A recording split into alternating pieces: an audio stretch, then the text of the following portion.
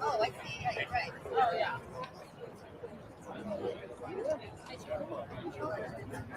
Do you want me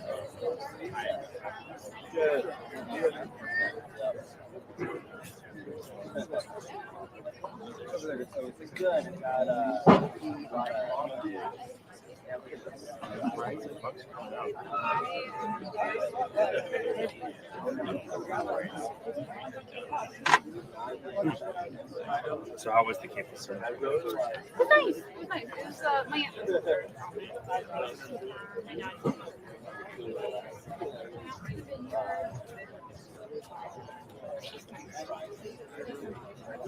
Yeah. How long were you off? Just a week. Oh, that's great.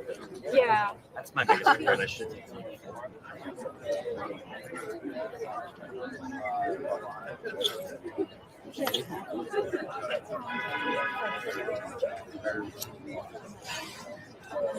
No, that's a good. No, I'm just adding. I think it's just slightly.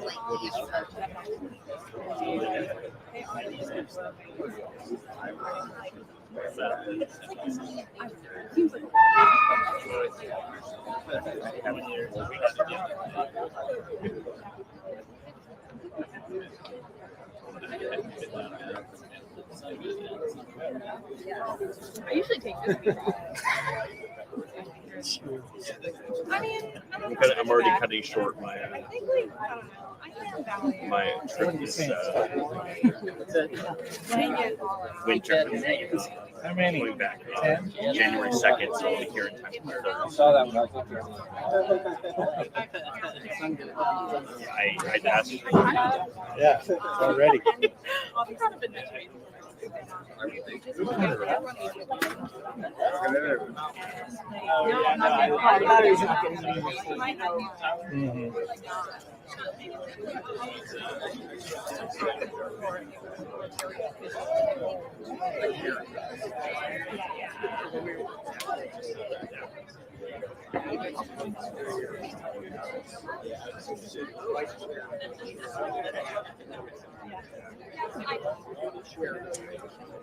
There were Yeah, exactly.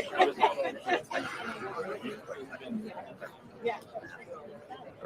I don't think they have recognized that. Does I want to work got a very angry email from the state today. They were like, you need to correct your sewage. You planted any advance and randomly blah, blah, blah. And I was like, I'm not correcting my story, but I'm not. my comment. Fix your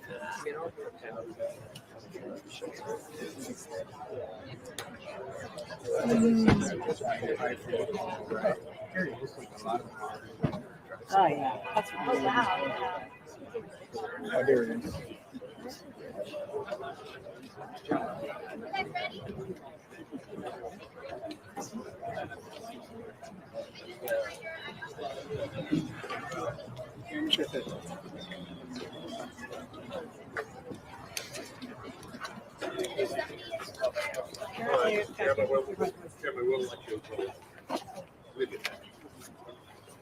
You got a big back.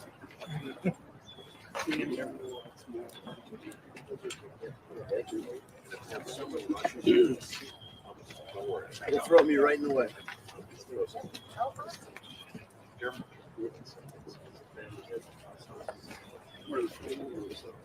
We're sneaking in slow. Yeah, wait. Hey, Everybody. we're related somehow.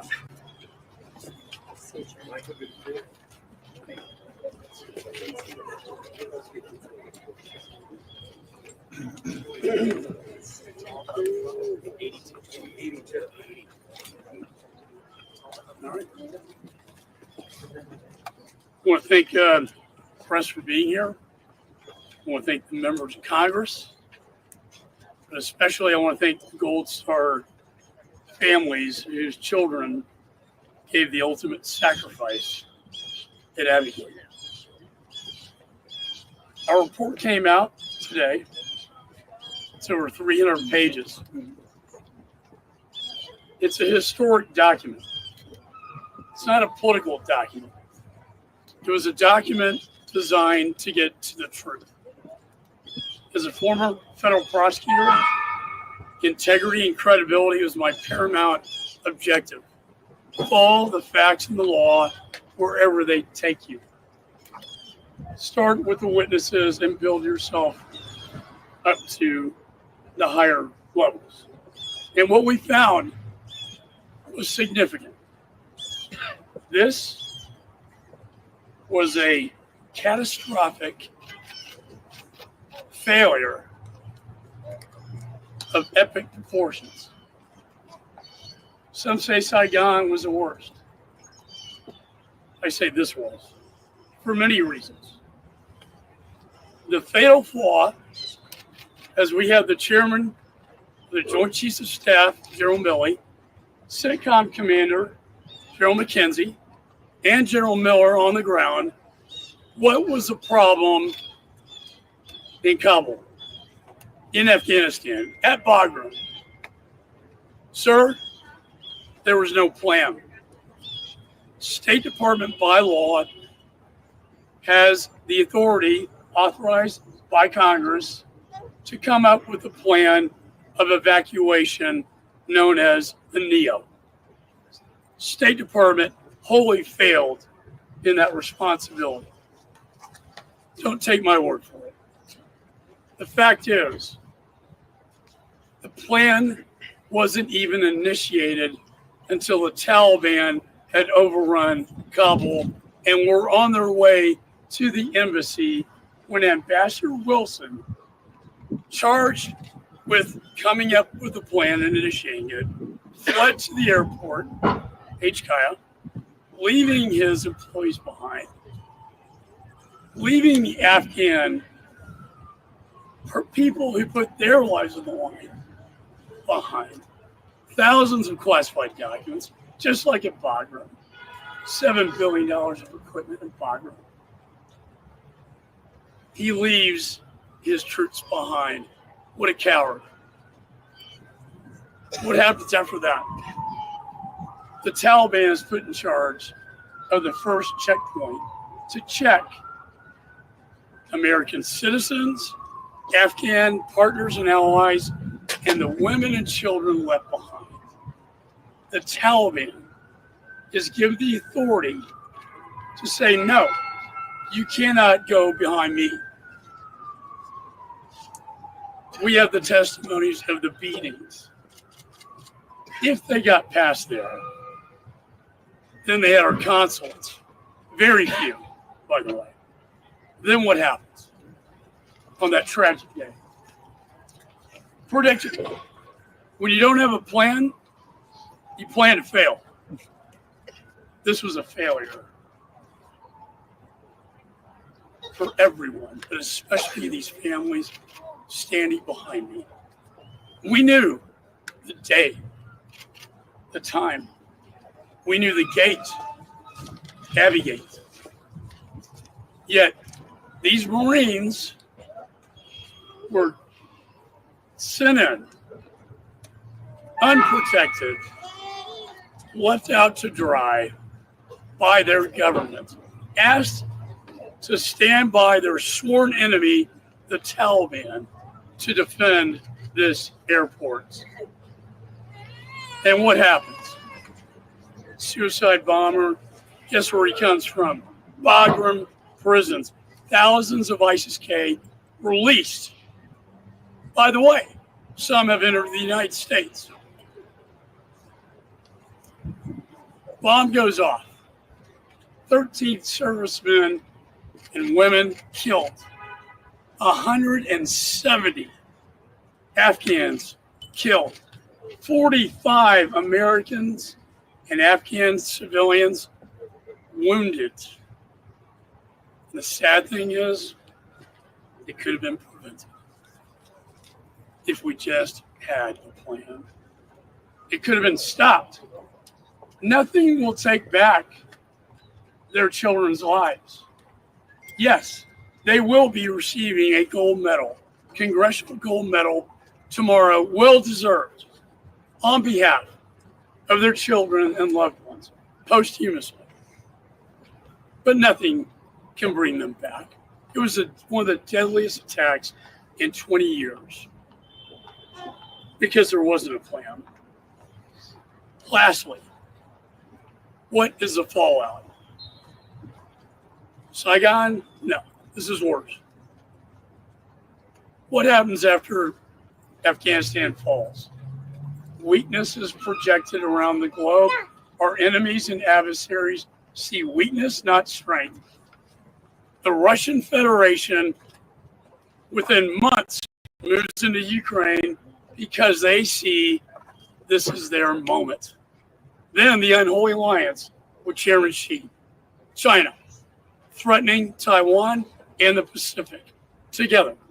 Then, in the Middle East, the Ayatollah raises his ugly head with his proxies, Hamas, Hezbollah, Houthi rebels, all as a result of Afghanistan. It all goes back to Afghanistan. Finally, where a failed foreign policy meets a broken border policy at our borders, 8 ISIS enter the country, now under detention by the FBI. I was a federal prosecutor, counterterrorism. There's also a ISIS ring of 400 people being smuggled into the United States. So it comes full circle back to the United States. I went in with this. This is not political. It took me 2 years. The first year was wasted by the Democrats. They didn't do one thing. I started this. I had to submit subpoena after subpoena, motions of contempt to bring the channel to send cable channel of the employees at the embassy a cry for help so we could get their testimonies. Secretary Blinken, to this day, refuses to take one day out of this month to come before the American people and these families. But he doesn't have time. Just like Joe Biden didn't have time on his watch at Dover. I don't have time for this. This is a disgrace. And I will hold him in contempt if that's what it takes to bring him before the American people, because they deserve the answers. All roads in this investigation lead to the National Security Council. Very clear from all the testimony that Mr. Sullivan, Jake Sullivan, who's the chairman of the National Security Council, was in charge of these decisions being made. That takes our investigation right into the NSC and right into the White House itself. I intend to continue this investigation after the election, not in a partisan way, but because the American people deserve the truth so that this never, ever happens again. So with that, I want to give families some time to speak. Jim McCaul, father of Riley McCaul. And then after that, we'll hear from Mr. Brian Mast. We'll talk, the veterans, for God's sakes, was it worth it? PTSD they go through, and now this. I want to thank Brian Mast, chairing the Oversight Committee. Phenomenal.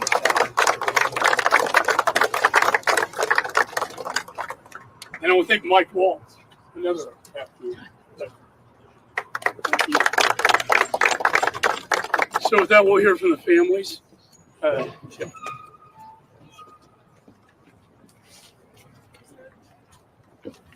Thank you all for coming today. gotta forgive me, I'm new at this. I'm not nearly as good at this as him, so I'm gonna have to read my notes. I'm here with my daughters, Royce, Cheyenne, my grandson, Cameron. Yeah, I'd like to take a few minutes and definitely thank Chairman McCaul, the House Foreign Affairs Committee, Leslie Shedd, all those that worked on this committee to bring this report forward. I'd also like to acknowledge and appreciate Marlon Bateman for he's helped us navigate this process. We're all new at this. We don't know what we're doing. We've been thrust into a position that none of us wanted to be in, and Marlon has been a rock for us to help us get through this process. This report is really important to me and my daughters for the following reasons. 3 years ago tomorrow, September 10th, was the last trip my son Riley took home to Wyoming.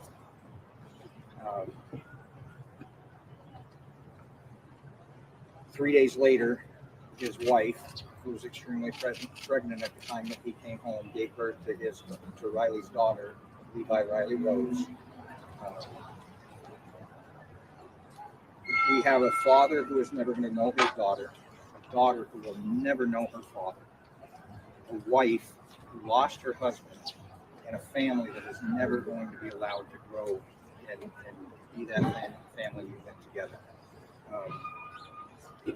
The ramifications of what happened on 8/26/2021, it's not just a ripple effect, it is a tidal wave of the travesty that came from that moment. September 11th was more than just the beginning of a 20-year war or a conflict in Afghanistan. August 26th of 2021, the culmination of that 20-year-long conflict ended in the loss of 13 lives. It didn't have to happen. It didn't have to be that way. It was preventable. This report lays out a fairly detailed chronological order of what took place, when it took place, and the ramifications of what those decisions were.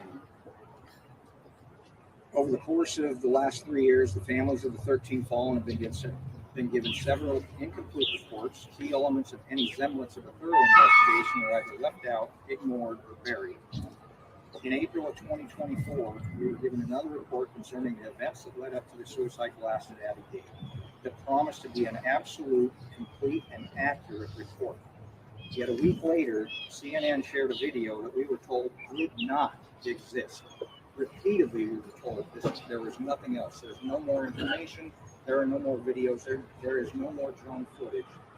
Yet somehow, after a CENTCOM report, we see on CNN something that we were told absolutely did not exist.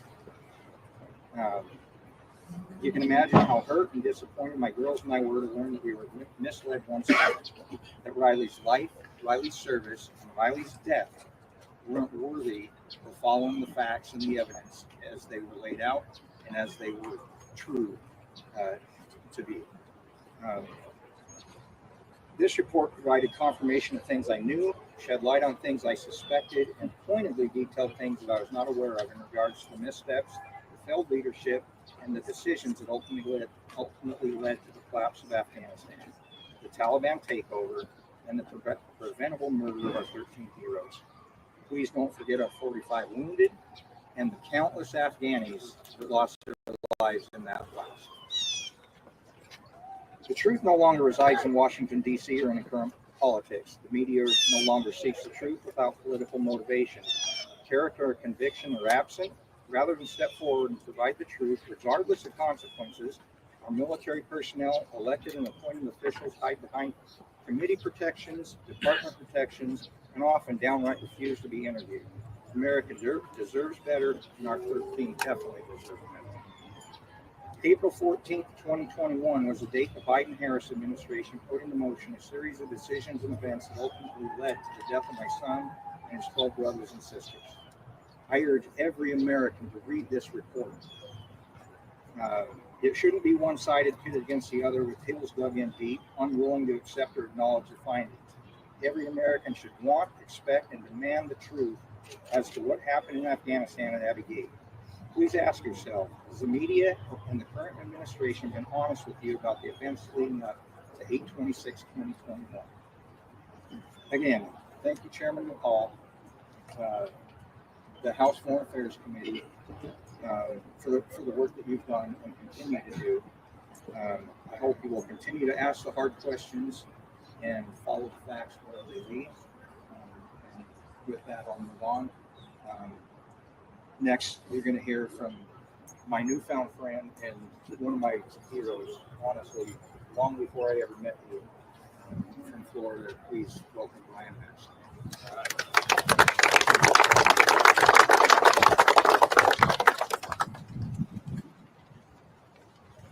For all of you in the media, you don't have to look at any of this as the opinions of Brian Mast or Chairman McCaul or Daryl Issa or Michael Waltz or any other member of this. It's not our opinions. Every bit of this is founded within the transcribed interviews, within the interviews of individuals in hearings, the first-person perspectives of those that were on the ground or in the Pentagon or in Foggy Bottom or somewhere else in the Middle East, in the State Department somewhere, offering what they saw, what they witnessed, what they said, and what was ignored. And every single time that I was a part of a transcribed interview or a part of doing a hearing somewhere, the same two things constantly came to mind for me as this was going on. The politics were paramount above everything else. The date for withdrawal, September 11th, that was paramount over everything in the very beginning. That was politics over national security objectives. The politics were paramount. Everything that was coming out of the White House during the time to spin what was actually happening, it was making the politics paramount, not the reality on the ground. What was coming out of there never actually reflected the reality on the ground as you look at timeline after timeline. And beyond the politics being paramount, you can look at it and you could say everybody and everything else that was contrary to the politics were to be considered disposable.